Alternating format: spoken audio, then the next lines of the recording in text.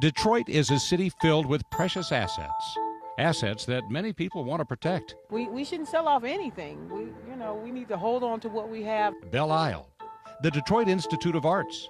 And with a possible Chapter 9 bankruptcy looming for the city, some are concerned those gems will be out of Detroit's hands. You would absolutely gut the heart and soul of Detroit if you made them sell the artwork in the DIA. If you took Belle Isle and sold it for developers. We'll get back to the island and the DIA in a minute. So what else does the city of Detroit own?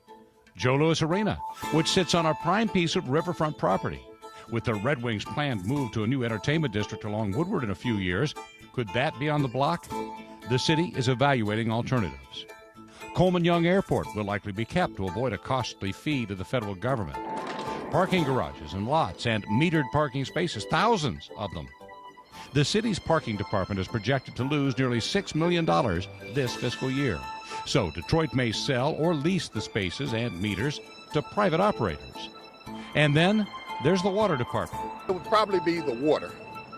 That would be the one that I would protect. Well, this is the point at which Detroit's financial crisis really hits home for all of us. Detroit and 127 communities are served by Detroit's water system.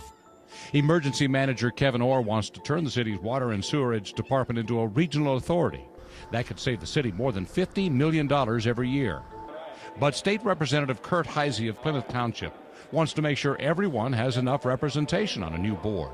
Well, sure, it really is taxation without representation. If we are going to be paying directly to DWSD or the city for the right to use this system, then I think the communities, including the people of Detroit, deserve a greater say in how the system is run. So if there's a regional authority, what would happen with water rates? If we don't have oversight, if we don't have accountability, I'm afraid that water and sewer rates are going to go up in order to help bail out Detroit and their financial situation.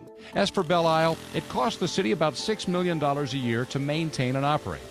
Earlier this year, there was a plan to lease it to the state and turn it into a state park. But when City Council failed to vote on it, the plan was scrapped.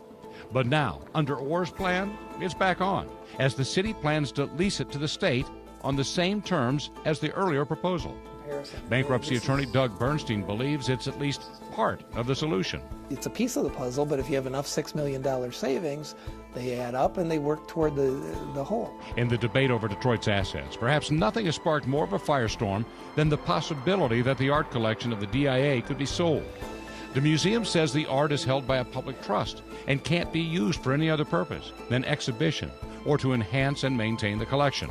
So, is the sale of DIA art on the table? We're going to confront what the DIA role, if any, plays in this process in due course. But for purposes right now, we're not going to speak to DIA.